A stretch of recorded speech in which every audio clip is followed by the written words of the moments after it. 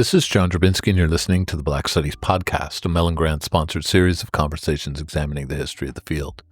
Our conversations engage with a wide range of activists and scholars, senior figures in the field, doctoral students, and everyone in between, culture workers and political organizers, in order to explore the cultural and political meaning of Black studies as an area of inquiry and its critical methods.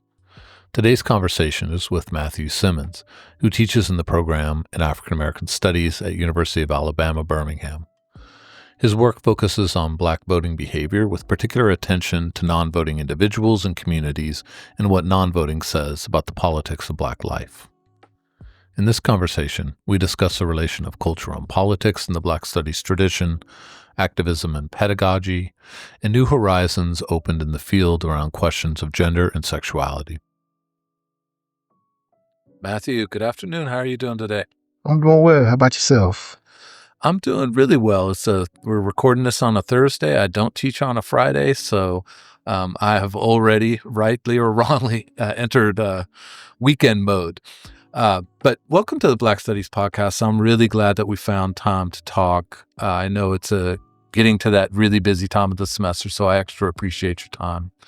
And I just want to say, I look forward to your thoughtfulness, and having you on the podcast and your own individual perspective is really the most important part. But I also wanted to underscore the fact that you're someone who has a PhD in the field of Black studies. And I talk about it all the time with my collaborators, Bree and Ashley, just how important this is to us to get these perspectives. My collaborator, Ashley, has a PhD in the field as well. And it's a really important perspective to have at the center of this series. So I just wanted to underscore that ahead of time as a way of saying thank you for making the time and also for the thoughtfulness of this conversation. Oh, thank you for inviting me. Honestly, thank you for inviting me. So we'll have a chance to talk about your research, about your vision of the field of Black studies, how you see the relationship between those, how your research and your interests fit in the history and future of the field. But I wanted to start really with a more personal question and ask you about your intellectual personal journey. And just really ask simply, what drew you to the study of Black life? What drew you to Black studies? And for me, always this question, what sustains you in relation to this kind of research? Okay, we're going to go in deep, right? Might as well start on Might this. as well start, right? So I've been contemplating this question for a minute. And I will say that my introduction to Black studies was my family. And I didn't even know it. Right. So I was born in San Bernardino, California, but I was raised in McGee, Mississippi, by my grandparents. My mother, she passed when I was 5, and so I was raised by her parents, my maternal grandparents. So my grandfather, or my father, God rest his soul, he was a missionary Baptist preacher. My grandmother was a first wife. I was raised in that missionary Baptist tradition, and so I always heard about conversation about Blackness within our family, within church. I was always surrounded by it, but I had a tension with church, right? Because of personal reasons. I'll get to that later. But also I just feel like something was missing, and so. Went from pretty much when I went to college, I ran away from home. In the sense of I used college to escape. And I went to Tougaloo College for my undergraduate. And in that time, I was immersed in like history and political science. I was always intrigued with poli-sci. I was always intrigued with learning more about my people, but also being immersed in that Black experience and that Black culture, what that HBCU, gives you. Got my undergrad, my bachelor's in history, but I had like a minor in political science, and then took some years off, worked in the nonprofit field, and then I moved to Philadelphia to Temple University.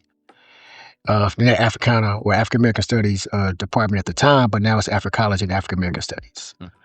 And the funny thing is that Black studies, it found me. And the reason why I found him was because I didn't know that my pops was a practitioner, or he was an avid reader of Dr. James Combs. Didn't know that. Black liberation theology was all throughout our household. And I just never picked up on it because, I wasn't aware of it. I just thought that this was just part of the natural progression of Blackness, right? Uh-huh. Um, and so when I got to Temple and I got really immersed in the Africological perspective of African American studies, right? Uh, it freed up or made me aware about all the things that I learned back when I was growing up, like how important it was to connect our histories to like the motherland, how beautiful it is to look at not just our achievements but how we resisted, right, as Black people in this space of oppression. It made me appreciate the little things about what my family did. As far as like living in Mississippi, going against oppression in their own little way, just making it to the next day, Mhm. right? Um, so those conversations, like I said, those conversations always stayed with me. And then as I was going to, let's say, a solid, because I got my master's at Temple University, and I was like, I want to stay here. I want to continue my education. I want to, go deeper into the conversation of African American Mm. studies here at Temple. And I remember that I went to a Sala, I want to say around like 2015, 2016. And I met Mama Sanchez, right? Just out the blue. One of my other colleagues was with us, and we talked there for a little bit. And I remember something she told us as she was giving her speech, right? She said that Black Studies saved her, Mm. right? This pathway about knowing thyself, right? Black Studies made her aware about who she was as a person, but also in connection with community. And that stuck with me because I didn't think about it in the sense that I was supposed to be at Temple, right? I'm supposed to be in these Black spaces. I'm supposed to know about myself. And that journey at Temple helped me to discover who I am as a person, right? It made me more in touch with who I am as an African descendant person, right? It made me find community in spaces that I didn't think I was going to find community at all, right? It forced me to be out of my cocoon. Um, and it really made me like be really immersed in the community, right? Mhm, mhm, I remember the first time I moved to Philly,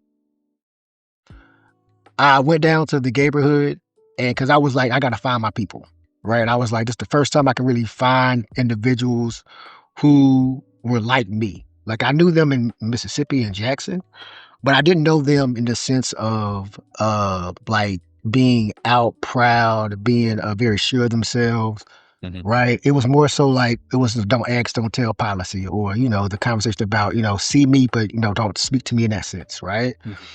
Um, I was just able to like really immerse myself. I saw people practicing Black studies, Hmm. right? It's not just an intellectual enterprise in the sense about saying, okay, we all come from the motherland. We get our trajectory from Kemet, right, and West African civilizations, and then you go Maroonage and these different manifestations of Blackness and Africanness throughout the global society. No, I saw it in practice, right? Black studies that I was aware of, it's not just intellectual; it's also life giving, Mm, mhm, right? It's not just about how much you read, but also how much you give, like, right? How much you give life and how much you receive life, right? And I had amazing colleagues. I had amazing individuals, right? Dr. Christopher Roberts, Dr. McConnor Scott, right? Raven Moses, even older individuals, right? Like a Jennifer Williams, Ife Tayo Flannery or Daniela Wright, right? Those are like my colleagues. Like I was able to be in community with these individuals, learning from these individuals, but as I'm also learning from, individuals from Temple, right? Dr. Malefe K. Asante, right? Dr. Montero, Anthony Montero, like these individuals like really invested in me in different types of ways. mhm, So I got Black studies within the academy, but I saw Black studies in the community, right? And that's one reason why Philadelphia for me is like this beautiful place because you see it in action and praxis, right? And you also see it not just as a resistance movement, but also a thriving movement, right? Even though people will struggle, on an everyday basis, they still found joy, mhm, right? mhm, They still find those pockets in order to exist and live and thrive. When you couldn't pay your bills, same thing, right? You still was able to go out in community and get rejuvenated. And what Black studies for me is in this context of the intellectual work is that it's not just the building upon knowledge, but it's also the building up of like knowledge for not for knowledge sake, of course, but for liberation's sake, Mhm. right? How can we utilize what our ancestors did for liberation purposes? How can we make society better? How can we make it anew? How can we um, make sure that's not just in the academy, right, but Mhm. also on the ground, right? How can Black studies be in action? Right? How can it be a home place for people? Right? A site of tension, but also a site of resistance and joy. Right? And so, Black studies has always been as it's always been a conversation about a personal conversation, not just a communal, but also personal. It's supposed to make you better, right? It's supposed to force you to come outside yourself. It forces you to put yourself in the gap, right? And so that's what Black studies has always done for me. I love that. I mean, I say this on a lot of these conversations. Hearing people's way into Black studies is so revealing of obviously of the person and how they came to this thing that we share, right? You and I and Hmm. everyone on the podcast, but also the way that time and again the entire human person and human community ends up being at stake in these journeys, right? It's Right. Right. because when you said it's not just intellectual for intellectual's sake, but also for the sake of, and you had a really interesting pause. It was like community, self, other, humanity. I mean, it's like the expansiveness of that is such a critical part of the foundation of Black studies. I want to ask you about the foundation of Black studies in a minute, but also I think in this time, we're recording this at the end of March in 2025. Hmm. Just to give it a timestamp, where the future of the field of Black studies as an institution at universities and colleges is at real risk, Hmm. right? To put it lightly. But I think these are just such important reminders, both why Black studies is worth fighting for, that in the institution it has this expansive effect, but also this sense of like, let's not forget that what Black studies does and is supposed to do is more than that office and that hallway. As much as important as that is, I don't think anyone should have that taken away. But that testimony that you gave to the expansive power of what the field is, that goes back to what animated that household, right? Hmm. In that way that was atmospheric for you, like it found you because it was already right there. Mhm, So you finding words for mhm, it. Yeah. mhm, And mhm. somebody's just recapping what you said, and just to say it, I really love that. I think it's so insightful about you as a person and your journey, but also for what the field's real aspirations are. I almost said highest aspirations, but just what our real aspirations are and ought to be. I love that. Mhm, Yeah. mhm, mhm, mhm. And let me ask you this, and it connects to it, to ask you how you imagine the field of Black studies. Obviously, your doctor works in the field, so that's part of of getting the PhD is having a sense of what you mean by Black studies. Right. And it's I always say like the most important question of Black studies is what is Black studies. Mhm, Um, and so to ask it here, but in the context of its historical development, right? As you know, its origins are in the late 1960s and early 1970s, where students and faculty, but mostly students, had said, "Look, there's nowhere to study the Black intellectual tradition. There's no where to study Black life in these disciplines. We need something." Right? mhm, That's what Black studies comes to fill on a campus. But it mhm, was also a time when, of course, Black liberation struggle, post-civil rights era, had radicalized and really questioned those boundaries between study and activism, mhm, between campuses and communities, between ideas and radical intervention.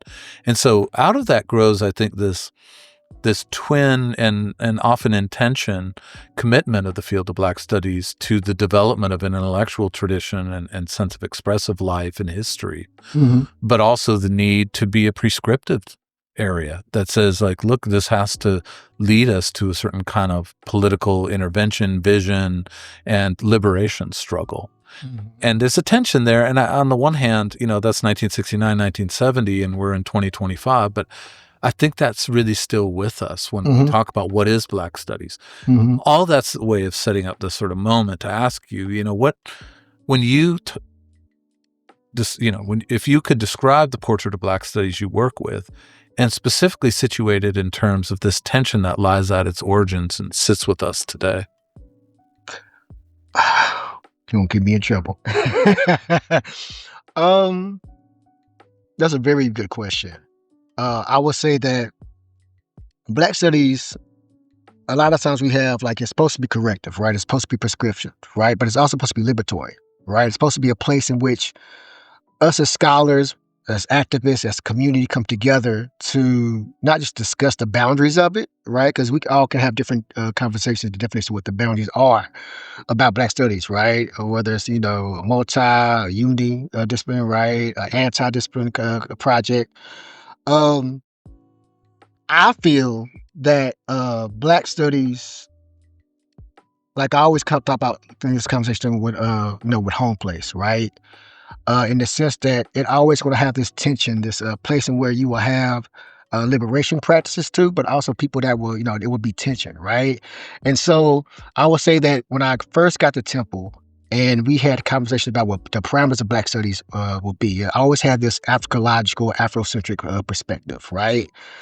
Which I very much appreciate. I bang with. I understand, and I really do love the connection between Africa, the motherland, from antiquity to the present time that we have as Black study scholars, right, or Black people. But I also believe that it has to be more expansive.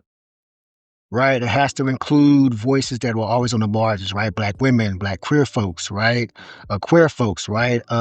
People who are not able-bodied, right? They have to be in the discussion, and I think a lot of times we center uh, voices that'll be palatable for individuals in the academy, Mhm. right? In the sense of they have to be the right person in order to be heard, Yeah. right? And if we look at the intellectual and also the activist work of Black studies, that was like everybody was at the table, right? Everybody, those student movements on the San Francisco State University, right? They were from everywhere, right? They fought to have their voices heard. They came collectively together in order to demand that their experiences, their voices, their intellectual heritage will be heard in the classroom, right? Which is a very important thing, right? The academy does help us structure different things in different ways, right? However, Black studies is also the community, right? And in this time that we have such unrest and such turmoil in the both the political and the social, economic, and also the academic world that we live in, we cannot forget that Black studies is always with us, right? Even if we get kicked out the academy, right? We have a obligation to be, activist scholars, scholar activists, right? We have we're also philosophers, right? We have to speak truth to power, Mhm. right? Even in the face of being oppressed, right? Or being marginalized or having something coming against us, right? That does not mean we can't have different tactics in order to confront that, right? We can be silent. We could do maroonage, like academic political maroonage, right? We could work within the system, but also work with outside of the system. But knowing the aim is always to make this world a better place, always puts us in danger of within the society, right? That's always, and we commit disciplinary suicide by doing this, right?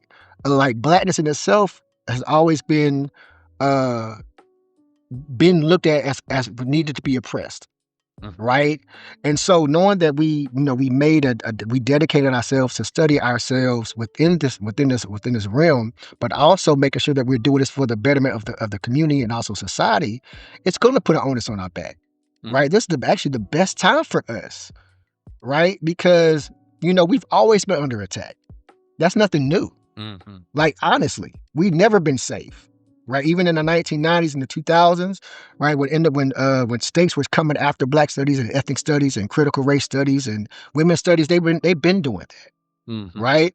And so knowing that we're in a time such as this, that means that we're number one, we're a threat, right? Uh, in the sense of we speak truth to power, right? But also that also means that we cannot do it individually. We have to do it collectively, right? That's been the strongest part about Black studies. It's a community, Yeah. right? It is we interlock with one another on purpose because the strong. If you look at any social movements, if you look at any political movements, it's not never been individualized. You may have individual people who've been seen, like a MLK, a Fannie Lou Hammer, Ida B. Wells, Du Bois, et cetera, Malcolm X, right? But they've always had the community behind them, Yeah. right? And so, no matter, like, as long as we have the community behind us, whatever is intellectual or even outside, right? Because that's the most important part is the community. When we have those components come together, then nothing can stop us, right? Even in this time, right? When we're getting our budgets cut, when we're under threat, right? We have to understand and be aware of that's always been the case, Yeah. right? I mean, So yeah. it's interesting. I mean, I had just a conversation the other day with someone about this very thing. Talking about where the I don't want to say the heart, but like the foundations of Black studies is located, and what do we mean by community? I think that sometimes that notion of community can get cast as on a kind of missionary model of like, we in this department are going to go help the poor people with our great insight. But the actual notion of community, which is this sense of sort of borderless, sources of knowledge and wisdom and insight and mobilization and so forth. Hmm. Like, we're going to find out real quickly how much that sense of community is a part of what we're doing in Hmm. each department. And if we find out, I mean, I think one of the things that I was listening to you that's crystallized for me is it's not a question of have we as a Black Studies department, or program wherever we are, have we made connections with community, right? It'll be the real question is how well have we been doing Black Studies, right? Right. Because that's not a Right. question if we're doing it well. And it's a life or death question Hmm. perhaps right now because it's like who will have our backs? Hmm. Will it be the history department? Will it be biology? Would it be political science or would it have to be us? It'd Right. have to be Has to us. be us. And who is the us? Is it our students? Is it, here, Prince George's County community, there in Birmingham? I mean, it's like What, that's a tough question. it is, but I also think even with that question, right? We gotta go back to like the foundation of Black studies. Black studies is not just an intellectual enterprise; it's also a Yeah.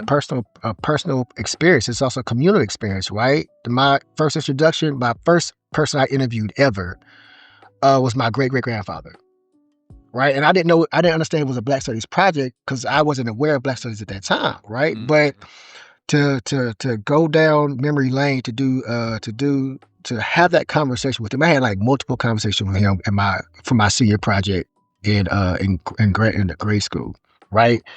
And he would tell me not just what he did to survive, but what he did in order to maintain his family, to get land. That was a site of resistance, right?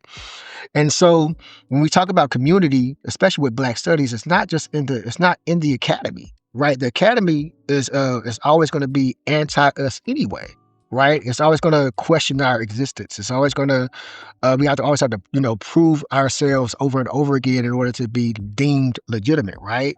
But if we like reorient our questions, it's like we get our intellectual heritage from the community, Yeah. right? Like Du Bois went to Philadelphia, the Philadelphia Negro. He went into, South Street to have those conversations with the community, Mhm. right? He had to bring that information to the forefront, right? He had to speak truth to power. And every time that we have this conversation about Black studies, we have to say, like, number one, what is our connection? Like you said, how well are we making those connections, right? And also the community has to always shift. It has to move, right? It can't be stagnant Yeah. because in this area that we in this this oppressive place that we in, we have to be able to move around. We have to have connections, right? Malcolm X, right, and individuals who were part of those movements in various cities, they had to communicate, Yeah. right? They had to shift and move and maneuver around and always adapt to the places that they're at, right? So even in this context, we have to be able to adapt. We have no choice, Mhm. right? If we don't adapt, then we're gonna be more able to be pinned down. But if we're able to shift, move, navigate, hide, use our language in multiple different ways, Mhm. then we will be okay. We will always be all right, Yeah. right? And Black studies will always survive if we continue that trajectory. I love it. I mean, look, we got lots more to talk about, but this is already worth it just for that. That's fantastic. I really, there's a precision and like moral clarity in that I really appreciate, Matthew. Thank you. That was fantastic. Um, and let me shift just a little bit to ask about your research. Um, it's a mix of of urban studies, of political history, cultural questions, which, when you put these things together, there's so much insight about Black life to be gotten, right? And I know Mhm. that's what your research is going to produce those kinds of insights. And so I'm interested in when you reflect on what you're doing and your orientation and your methods and your critical frames and all of that. How do you see the work that you're doing in relation to the history of Black studies? How does it fit in the tradition? But also, what boundaries do you think it pushes? So my dissertation research looks at Black middle class Philadelphians who do not vote, who did not vote in the 2012 or 2016 presidential elections, right? And one of the reasons why I chose that demographic and uh, that area was because number one, I was always told growing up, right, that if you don't vote, you'll die, right? Voting was always a signifier for Blackness, right? Our ancestors fought for the right to vote. Then you should be able to vote. You're required, by our ancestral push to vote. And I always questioned that, right?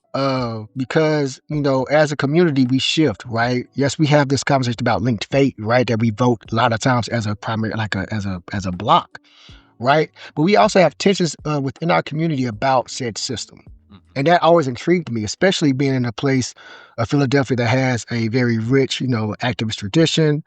They always come together, right? Very blue collar, very in your face, but they are always able to shift around and move, right? So I wanted to look at individuals who are middle class because, usually when we look at, studies, we see that individuals like the Black masses is always going to be, the ones because we always know or we are very aware that since, they have so much oppression put on them, they need to like they're always gonna have the numbers to always, have that conversation about, resistant movements, right? Mhm. But as you move up the economic ladder, you become more conservative, right? You become more tied to the system per se, Yeah. right? Because we all know what it means to, be broke, right? We all know what it means to have those conversations. But then when we get older and get more money, we shift, we move, we change, we become more conservative, right? So I wanted to see number one, does the cultural aspect of of community, right? Does it still stay there? Number one. Does your economic status change your non-voting practices? Does it influence it? And also, does individuals come back and forth, right? I look at this from like a conversation about political maroonage, right? Because Maroons, especially in the North American context, they still did interact with said system, Mhm. right? Depending on if they were Hitherland Maroons, Sylvia Joseph was talk about, right? Enslaved as exiles, or will they be individuals who are be Hitherland Maroons, right? Who will be away from the some said system and build their communities up like that. So I wanted to look at it in the perspective of, do these individuals come back and forth, right, to protect or do regular warfare, or do they leave the system entirely politically Mhm. and try to set up some type of community outside of that, right? And so, um, in my journey, I came across an individual who I was asking to help me like find people, right? Hey, brother, I see that you're from Mississippi. Also, you're in this space in Philadelphia. Um, can you help me find individuals who don't vote, who are middle class, right? Mhm. And pretty much he was like, individuals who do not vote, they're not worthy of study, right? They're not quote unquote Black. They're not, for our people, etc. Mhm. And we know within Black studies, if there's part of the Black experience, then it's worthy of study, Yeah. right? They're worthy to have their voice heard. They're worthy to be able to interact with each other, whether it's in a document or in person, right? And so, and myself as a borderland maroon, because sometimes I will vote within the system, right? I will vote in elections, right? But then sometimes, depending on circumstances or the people that I see that's on the ballot, I might not. Right? Malcolm X talks about in the ballot of the bullet. If individuals do not have your interests at heart, put your ballot back in your pocket and move on. Right? And so it really intrigued me to see how this tension about middle class and also community and also non-voting can occur. And so I interviewed about 23 middle class black Philadelphians, middle class Philadelphians, and I put it within racialized or cultural lens, right? So the racialized conversation talked about individuals who would vote or not vote based on the racialized conversation. So let's say civil rights, right? Civil rights movements, those type of movements, right? Culture will be broken down into like, let's say maroonage or black nationalism or like Garveyism, right? These individuals will articulate their reasons for not voting based on those terms. And so what fascinated me about it was is that they all had similar reasons for not voting, right? But they all had different reasons for, or they had two separate reasons for either coming back and forth from the system, right? Mhm. Or not doing it at all, right? So I will ask this question to them like, what made you not vote, right? What made you want to leave the system itself and like, uh, not do this. And some people would be like, well, I don't want to engage with the system more because it's not helping my people out. Um, or am I able to really affect change? Or do I like the candidates? The candidates are not, good enough for me, et cetera, et cetera, et cetera, right? And we can also have this conversation about, Kamala Harris and Donald Trump within this iteration of the voting process too, because it goes into that conversation. But what it also tells me is that there's also an impact or yes, an impact upon people too, because some people were scared to even talk to me about it, Hmm. right? Interesting. Like nobody, like one of my professors, Dr. Sonia Peterson Lewis, she's at Temple. She will always say to us that people think that people are waiting outside. We as researchers, we as scholars, we think that people just waiting outside to be interviewed, right? And that's not the case. You got to go find them, right? And so finding out that even though I thought initially that this was going to be not an easy project, but this is a project I can get people relatively fast, it was not. Hmm. Like I sent stuff out to churches. I sent out, I did snowballing with, Ubers, right? I did all the things to try to get people. And people was like telling me beforehand, I'm very nervous about doing this because if people find out that I didn't vote, I'll have backlash, Interesting. right? I would get fired from my job. I would be blackballed in my church, right? I had one individual, she would not allow me to video record her, which was fine. But I also I had to make sure that, I had to make sure that the anonymity was paramount, which to go to. But I saw how nervous individuals were about, you know, talking about why they left the system. Like, why did they leave voting as a way or avenue for freedom for Black folks? Hmm. Because they didn't see it as such, right? And so, as that project happened and came to unfold, I started really break down this conversation or this tension between how do we navigate or achieve liberation? How is that possible, right? Is it possible for us to do so as we're voting, right? Or is it possible for us to reimagine a different outcome, right? Can we create a community outside of politically outside of the system, right? Because that's what Maroonish did, right? Yeah. They removed themselves. They were still on the land, and they re-articulated that Africanness and that Africanity, you know, in the quote unquote new world. But they still was able to tap into that the Africanness in the new world by removing themselves, right? No matter what was going on, they still was able to bring people in. They led people to the community that they trusted. They built the community. And when they had to leave, they moved, right? They adapted. And I saw the adaptability of Black folks in this space, in this project. I saw people trying to reimagine or imagine a way in which they could articulate a better future for themselves and for their community. I saw them actually, some people actually made communities of people who did not vote.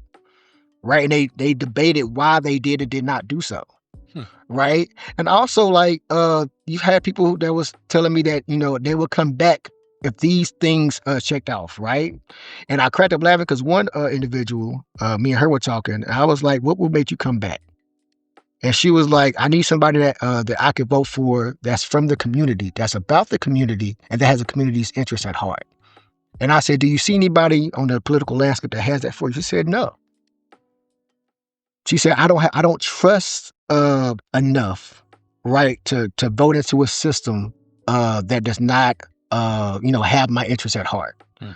And when we see this past election, right, because we it was deemed for us that the fall of the nation hinges upon whether we vote for one person or the other, right? And with Black studies, we would have to re-articulate that argument. Like we will argue that the system itself is rotten, Mhm. right?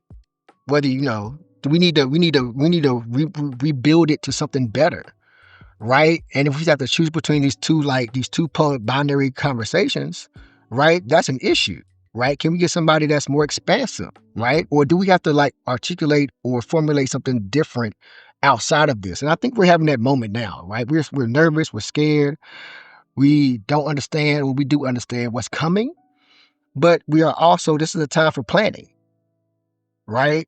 And I believe that maroonage space, that political maroonage space, is a time for planning. It's a space for planning, Yeah. right? And so this is a perfect opportunity for us as people, especially in Black studies, right? Black studies is not just about the academy; it's also about planning for the future, Mhm. right? If our desire, if our end goal is to be in the academy full time, and and I'm not knocking in the sense of like because I benefited from it too. I have my office right now, right? But at the end of the day, Black studies is supposed to be liberatory, and so is it only supposed to be in the academy? Is it only supposed to like lead to maintain the political system that we're in, or should we make it better? Mhm. And if it's not better, then we can leave, right? That's a choice, right? We critique individuals who don't vote, and I'm sitting there like, well, do you ever ask them reasons why they don't vote, right? They don't always have to choose the lesser of two evils all the time. They can demand something better, right? And sometimes their silence is a demand for something better. Mhm. So it led me to this conversation about how can we make our political system better. If that's the case, do we have to make a new one? Can we, as people who are marginalized, who a lot of times we're not able to create the system for ourselves, for our betterment, and for the society's betterment? Can we work towards a system that does so? Right, and I think that's what my work goes towards. Yeah, and I mean, one of the things that you so came back to time and again in that narrative is I mean, it's the thing I think. I mean, this is a broad claim, but the way the question of the maroon in Black studies upset so many of the foundational narratives of the field around, from slavery to freedom, as a sort of arc that has many variations on that arc. But the maroon is this obstinance and this refusal to be in an arc, right? Mhm, And how we make sense of that, I think, is just it's an ongoing puzzle, but I mean a puzzle in the best sense of like, this is the question to be solved because as you said, this is also, this refusal to participate in something that mhm, doesn't have liberation in its interests. mhm, That's as much a tradition of Black studies as from slavery to freedom, as a direct political struggle to be inside a system to reform it. It's a there's and also the way you've kind of split if I understand you correctly, split the dualism of rebellion and reform, mhm, right? And the maroon is always kind of the third option. And I love the way you found that in, basically an anecdote in the New York Times, right? About this person didn't vote for. Well, what if we took that seriously in a Black studies context? mhm, So I love that. And in some ways, I mean, it's sorry to just recast what you said, but I'm just find this totally fascinating. Um, and I'm interested, just thinking about how you even approach this particular question because you could say that this question that you have is a standard sort of political science question of like, why do voters behave the way they do or something, right? Mhm. But it's not that for you, Mm-mm. which raises or sort of leads to this question I want to raise with you, which is, you work in a African American studies program, you did an African American studies PhD, you don't have a transition through graduate school or your professional life that goes through a discipline. And so I'm interested to hear you talk a little bit about how you think that, you know, I don't know what you want to call it, just your through line in terms of a thinker and a teacher. So I want to ask about that as well. Is Black studies, right? Not a Mhm. discipline. How you think that has shaped your approach to research, but also your approach to a classroom? Um, so Black studies as a, because it's not quote unquote traditional discipline, but it's a discipline, right? Has its own theoretical frameworks. It has its own boundaries that's, expansive depending on where you come from, right? But it also is in conversation with other disciplines too, right? The funny thing is that as a reclamation project, right? We hold other disciplines to the fire, Hmm. right? Like I said, when we the 1960s, late 1960s, when students were saying we do not see ourselves in history in poli sci, right? I went through Tougaloo and the political science department not seeing not one Black political scientist, right? As I was going through, I was trained by other political scientists, right? And they would tell me about different political science. I'd be like, okay, but where the Black folks at? Hmm. Right? Even with Du Bois as a sociologist and historian, I was like, that's he's looked at as the father of Black sociology. And we don't really go into we didn't really go into depth in that sense, right? Until Black studies came along, like these are the individuals who helped produce this knowledge. These are the individuals from our ethnic or racial background that did all this work, and they're constructing Black studies from a multidisciplinary standpoint, right? And so when I see the entry of Black studies, as far as like coming from Temple, working at a Black studies program now, number one, we have to imbue into our students that this is a project that's bigger than just themselves as an individual, right? I'm very student centric in the sense of I want to make sure that they can see themselves in Black studies, Hmm. right? Because when I was in history, I was like, where am I? Like I see Europeans, I see the British Empire, I see the French Revolution, I see America and the colonists, creating this nation. But I'm like, the indigenous people, you know, they're getting killed off, but I want to know about their culture, Hmm. right? Africans who was forcibly removed via the Ma'afa over here. I want to know what their traditions were, right? And with as a Black studies scholar, as a Black studies practitioner, I'm always asking a question about culturally, like how do we define within our worldview? How do we interpret the world through our own stories, Hmm. right? Our own experiences, our own trajectories, right? How do we in conversation with everybody else while still centering ourselves in that conversation, right? And so even with having a conversation with my dissertation and with my research, I always ask this question like, what will Black people do? Like how is this culturally, how is it grounded, through the intellectual and also our historical trajectories? How is this grounded within our culture, right? Hmm. So when we talk about the church, for example, right? And like I said, I was raised in the church. Like I didn't know, for example, that the ring shout, the call and response, that's all African until I went to school. So I started reading. I was like, I just felt that that was part of our, intellectual and also my cultural heritage. It was always imbued, but I didn't have the knowledge to connect those two together until I started reading, right? And also knowing that like maroonage is a sign of resistance, right? It is an act, and not just an act of resistance, it's an act towards freedom, right? As an intellectual maroon, you're striving for liberatory purposes, liberatory outcomes, right? And when that's not the path you're going towards, you pivot and you go somewhere else until you get that liberation, right? And Black studies is always going to be in the sense that I look at it as not just the past, but the present and future, the Sankofic and Afrofuturistic conversation is that it's always circular, right? It's always connected. right? We cannot like our dreams of our ancestors was always about freedom for us.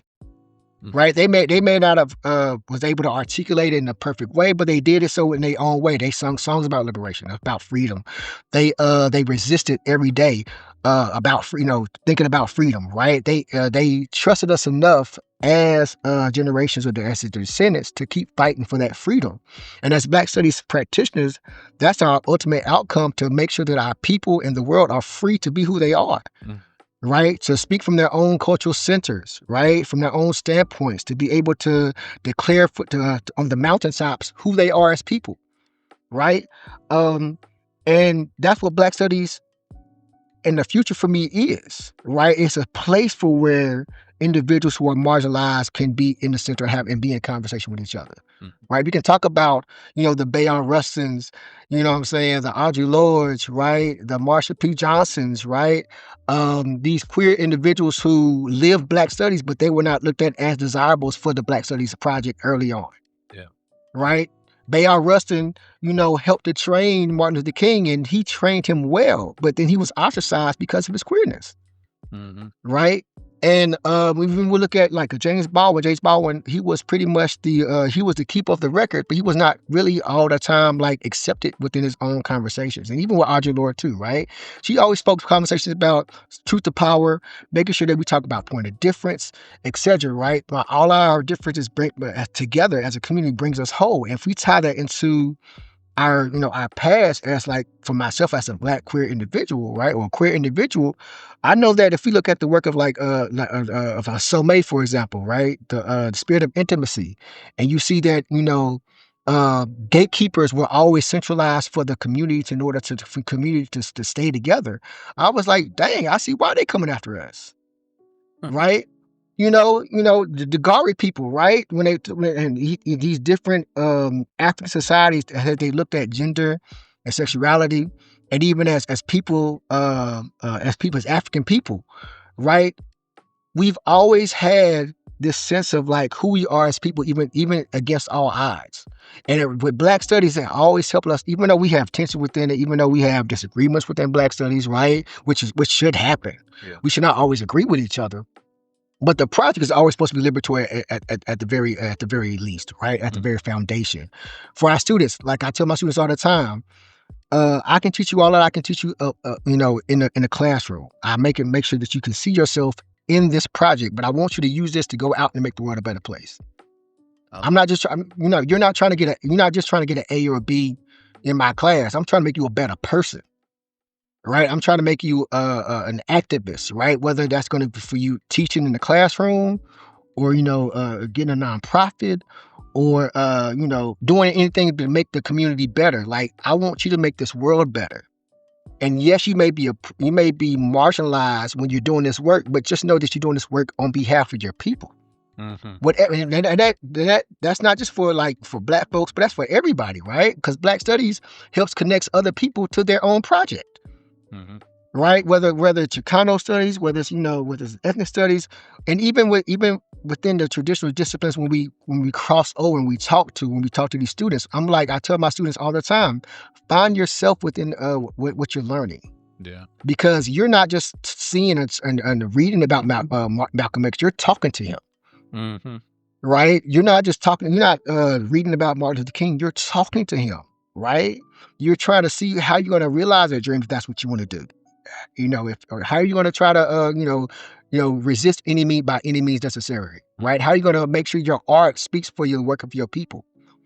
And so being very student centered, being making sure that these students can open up their eyes about not just the atrocities of America, but also the possibilities of what they can do to make America a better place. That's what they want to do, right? If not, they can concentrate on their communities, how they make their communities a better place, Mhm. right? But as long as they're trying to make as Black studies practitioners, right, we are charged to make sure that our students become the scholar activists that they can be, the best ones they can be in whatever capacity they are. I love that. Thank you. No, that was fantastic, and, it goes to the To the earlier question about just what is Black studies, in some ways, this was your redux of that. It's a Mm-hmm. really because it's a practice also, not just as research, not just as community members, citizen activists, and so forth, but also that moment in the classroom where we hold ourselves and our students to the standard of what Black studies asks, and so I love that. Thank you for that. It's really well put. And let me shift a little bit and talk about the how you think about the past and future of Black studies. Not the past and future, but the past of Black studies. I want to ask about the future in a minute. Um, when you look at the history of the field, what do you think that Black studies has done well? But what do you think Black studies has not done particularly well? So I think that we're doing a good job as far as like expanding the parameters of Black studies, Hmm. right? It's not just a race conscious, project, right? Because we centralize race a lot of times. Uh, we talk about the early on in Black studies, right? Um, so I think that we this tension that we're having is this conversation that we're having, right? You're having like as I've been going through the podcast, I've been seeing a multitude of people that I have heard about and have not heard about, right? Listen to the research and seeing how the research is connected to how we are all connected research wise, but also, the living, human experience, we're all connected in that way. So I think that the parameters of Black studies is becoming defined, right? How are we different from other disciplines, right? How are we different from philosophy and, criminal justice and political science and et cetera? That doesn't mean we can't be in a conversation with them. Hmm. It means that we carve out our own niche about how we are within the academy, right? I think what we're still working on or areas of improvement that Black studies can adhere to is to make it a more dynamic and more accepting about other voices that have been marginalized because of the quote unquote respectability gaze. Yeah. Right. A colleague of mine, Dr. Salika, right, who's on their podcast earlier, right? They really go into this conversation about, their work, right? About, the film Six, right? Conversation, Hmm. right? And that a lot of times would not be acceptable within quote unquote Black studies, right? Because it's not anything like we don't look at it as like acceptable political, right? We don't really have conversations about like, sex workers, right? Or individuals who utilize their bodies in order to, to maintain their families. We look at it as something negative or obtuse, right? Even this conversation about people who don't vote, right? They are on the margins of what it Yeah. means to be looked at, to be studied, right? And we have to expand that out, right? We have to be able to see that everybody's worthy of being, not studied because that's such a white gaze conversation, but everybody's worthy of having their experiences heard, right? To be studied, to be in communication with each other, because that's what a community is, right? In an African sense, we're all part of that community, but we, as individuals, we all have our own talents, our own experiences to share with the whole world. Hmm. And if I am marginalized within a Black study space that's supposed to be liberatory in practice and in action and in word, then that's a problem, Yeah. right? If I can only study, I'm just being funny. If I can only study the African American context while trying to remove the experiences of like Caribbean individuals and people that's on the continent, I carve out a whole. I'm number one. I remove the tree, right, from the study because I'm only focusing on America and the experience of African Americans in America, right? But I'm also marginalizing the groups of people that they have experiences that can be shared with me, Hmm. right? If we look at it from an intersectional conversation, right, we're all intersectional to one point of another, right? We all have intersections about ourselves that we either hide or we lean up on, or it's more visible, right? Than other places, right? But we as Black studies practitioners need to be do a better job of incorporating all voices in us the strive for liberation, right? You want to go, if you want to go far, you have to go together, Yeah. right? And we can't reach liberation, right? The Africological sense, like liberation has always been achieved. We just got to walk to it, right? And we have to do that together. So if I'm not allowed to be, as a black queer man, to be in this conversation within Black studies, then Black studies need to change. It needs to get better, Yeah. right? If somebody else who is not able-bodied in some capacity, right, but they're trying to make sure that their voices and experiences being heard, and they're not being heard, then Black studies need to do a better job of incorporating their voices, right? And again, if we come collectively together from our different perspectives and different standpoints and different perspectives, then when it comes time to try to break us up, they can't do it because we're already together already, right? And we cannot be like that. And I think that with Black studies, we have to do a better job of incorporating different perspectives within our experiences in order to make it a much stronger union, right? You know what I'm saying? Yeah. That's how I look at it. I mean, look, first of all, that was fantastic. You know, it's one thing to say, as you said, right? We have to have a broader and open and fluid sense of voices that are at the center of the field. But you actually took that extra step that I find really, really important, which is to say, if Black Studies is a liberation project, then it's actually inherent in what we're trying to do this. This is not a call from the outside. This is a call from the inside of the field. So, right. yeah. And we as practitioners, we're supposed to be able to critique each other. Yeah. Right. We're supposed to be able to, like, if we're not critiquing each other about, okay, then, hey, brother, hey, sister, I think your analysis as far as this is limited in this respect, right? It's not inviting of everybody's perspective, right? And we can debate those perspectives within Black studies. But if we have this conversation about this is not valid due to it's not fitting neatly into my experiences or my theoretical framework, then that's an issue. Yeah. Maybe your theory's wrong. No. Right? Maybe the experiences that you are upholding is going to be antithetical to the liberation project that we're trying to do. Yeah. Yeah. Right? And again, if we're not talking about the liberation of all Black people, then are we trying to just really duplicate what oppressive system that we're already under? And is that really Black studies? Yeah. Yeah. Right? Wonderfully put. Thank you. And maybe in some sense you've already answered this in my last question for you. But I'll ask it anyway, and you can just say what I just said, or you can embellish. But to sort of end with the focus on you, what is the issue that you would want us all to be thinking about, or the question you would want us all to be asking in this current moment? In this current moment, in a Black Studies frame. I want us to, number one, in this current moment, to prepare, right? To be silent.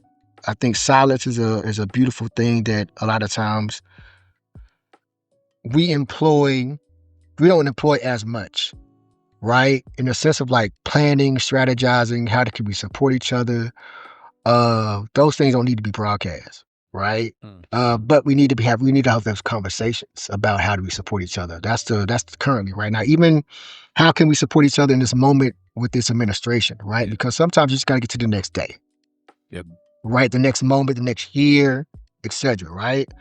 But also I think for the future of Black studies, I think it's actually a very bright future. We just always under a cloud, right? Because no matter I always tell my students like to connect it. I say, how many of y'all have seen like Thor Ragnarok? And they'll raise their hand.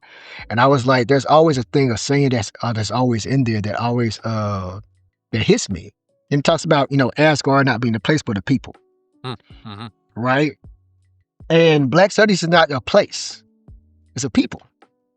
Right? No matter, as long as you have Black people who are doing the intellectual and the scholarly and also the activist work to make the world a better place, you're always gonna have Black studies. Right? And we're gonna always be here.